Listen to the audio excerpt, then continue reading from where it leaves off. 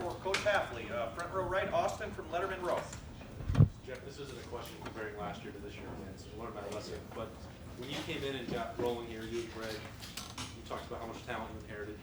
Through 5 games, has this matched what you thought you could do? Are you ahead of your schedule? What did you envision? Yeah, again, really no expectations, but really proud and pleased so far. Again, I said it all along, the players that they've recruited here, very good. They did an unbelievable job. And it just goes back to these guys buying in, learning, and these coaches developing them. So just pleased right now. But it's kind of what I mentioned to a lot of you guys after the game. When you do watch the tape, I mean this, we can still get a lot better, and we need to get a lot better. But as far as no expectation, but proud, very proud of these guys. There's been maybe a game or two where you said we didn't have to do a lot, maybe played some base formations.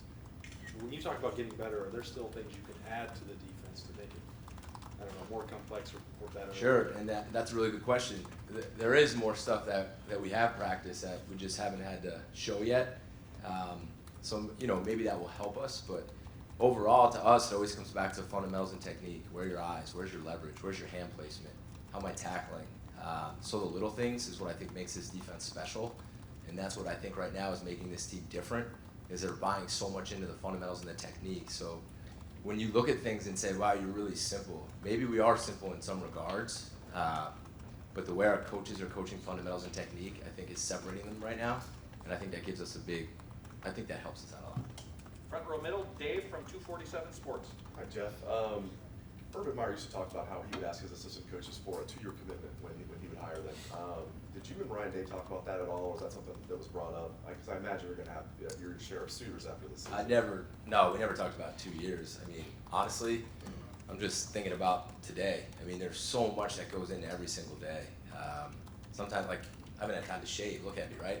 So there's so much that needs to go into every single day, every single minute, every meeting. Like, I walk around here, like, someone grabs me here, someone grabs me there, so just to think about tomorrow would be hard for me. I'm very happy here. Truthfully, this is the most fun I've had coaching in a long time. I feel re-energized. I love the staff. I love working for Coach Day. I love these players. I love coming to work every day, and I haven't been able to say that in a long time, but I mean that. Like, this is fun. So I'm really excited to be here right now. Facing Brian Lewerke this week, he had pretty good years as a sophomore a couple years ago. He was hurt last year, didn't have that very good year. What have you seen so far from him this year? He manages the game really well. He sees it. He gets rid of the ball. He starts looking people off. Strong arm, can make the throws down the field, makes really good decisions. He's faster than people think he is. I mean, he can get going. I think he's playing really well. I think right now he could be the best quarterback that we faced, and I'm not just saying that because it's this week. I think he's playing really well. Front row left, Nathan from Cleveland.com. Here's what did Jonathan Cooper bring to this defense? Attitude, toughness, leadership, speed, relentlessness.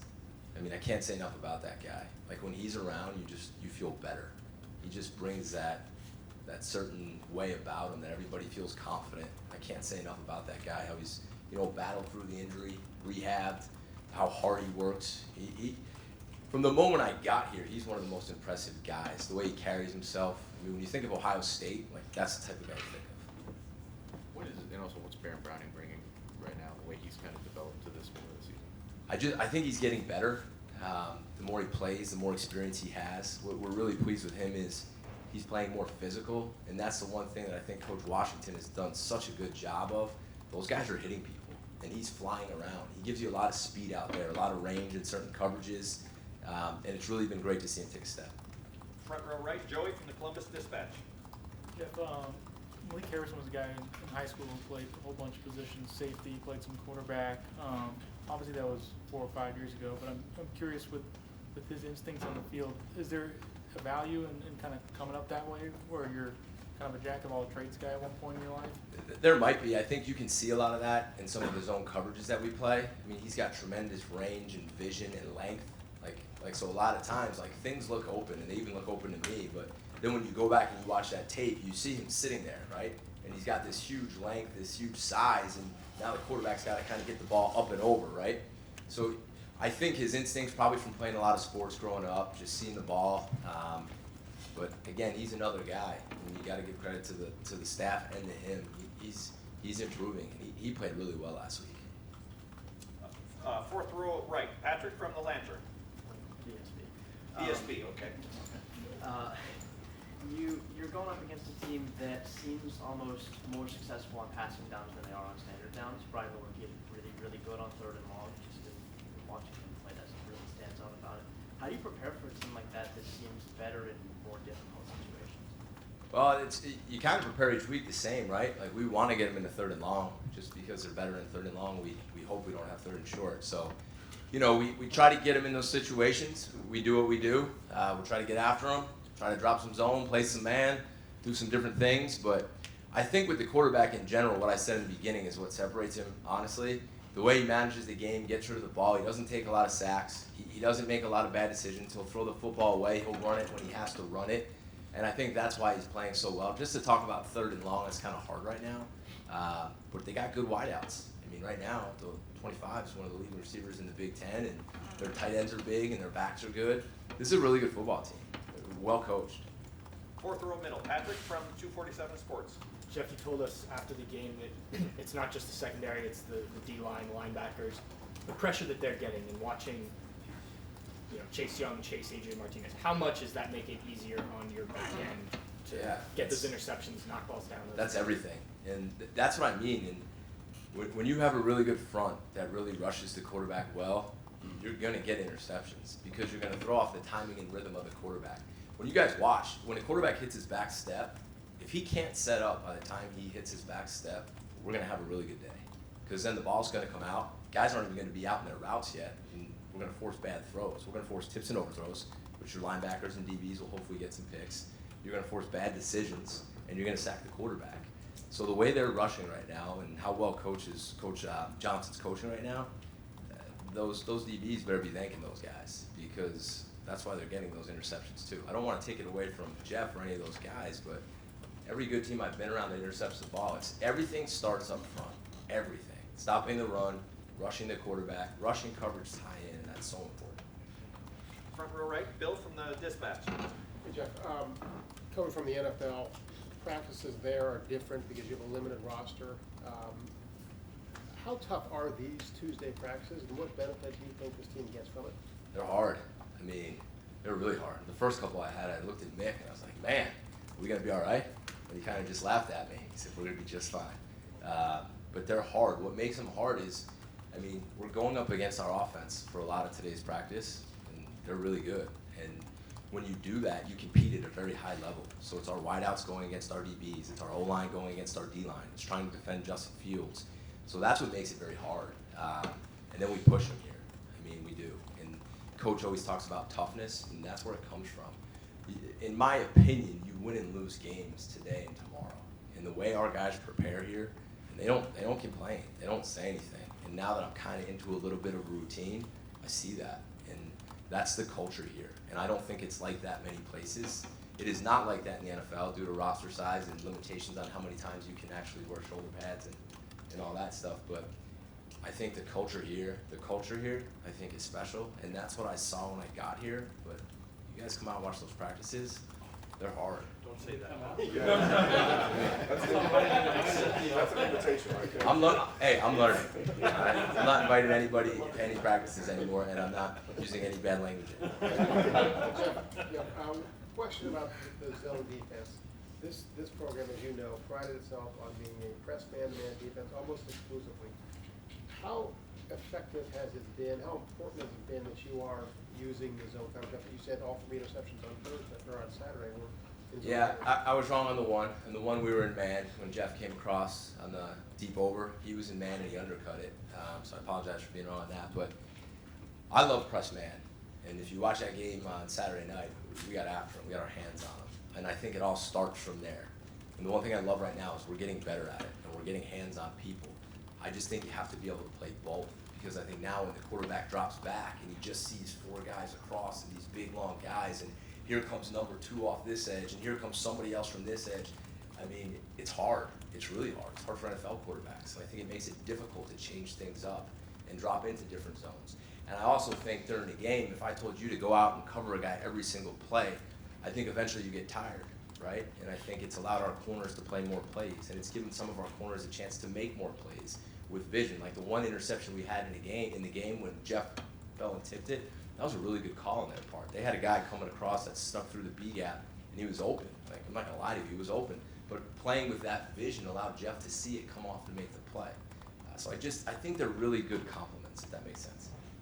Third row middle, Dan from 11 Warriors. Jeff, you were asked about Baron Browning before. How do you feel like the rotation right now is working between he and Tough, and do you see that changing at all as the season progresses? I think it's working really well, and I think Coach does a really good job with that. I think, one, it keeps them fresh, and I think that it's important to give guys roles, which they both have, and they're both playing pretty well. So I think right now, I think Coach Washington is doing a great job, and it's kind of like what I said to Coach Johnson the other day. He rotates D linemen in better than anywhere I've ever seen.